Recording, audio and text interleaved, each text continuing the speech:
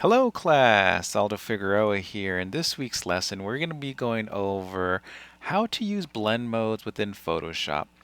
Now, instead of trying to figure out a way of describing what these different blend modes do, I want to show you different examples of blend modes in action. So say for example, I have this image of this background, and if I was to apply a normal layer and just color it, it would look something like this.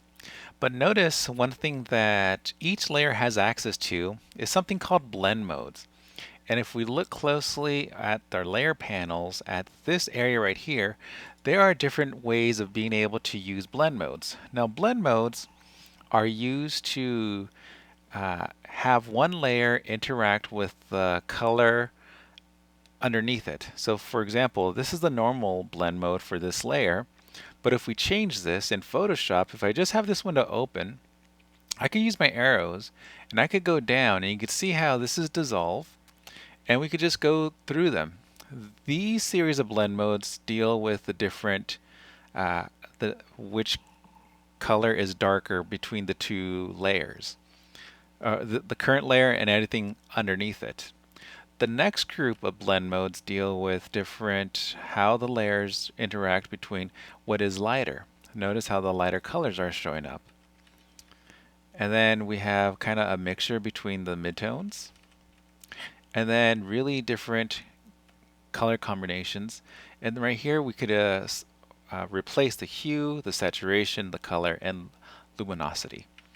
So this is one way. I'm going to go ahead and change this, for example, to a soft light. I'm going to drop the opacity. Each layer also has an opacity. Let me go back to normal.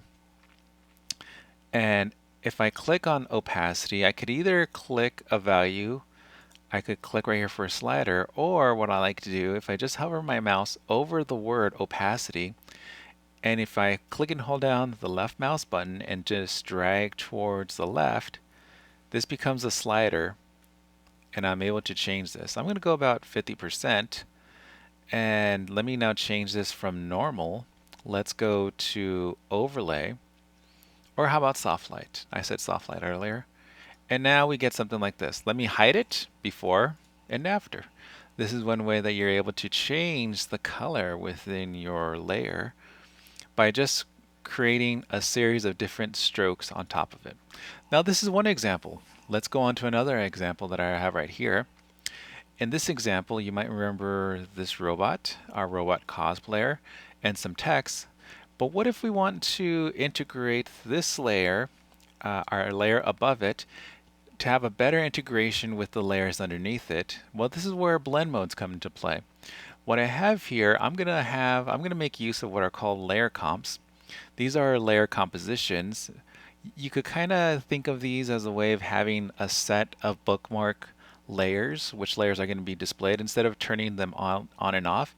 I already have one that has no blend modes, but if I turn on this one, now we have the same information, but now with blend modes applied. In a further in one of the next videos, we're going to go over a sample on how to be able to do this. But notice how, let's go back before, we have these different visual objects that are just layer-wise on top, but they're still separate.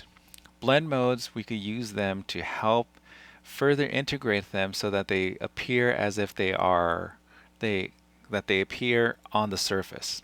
So if you look closely, you could see how some of the highlights of the wrinkles show through, also some of the shadows.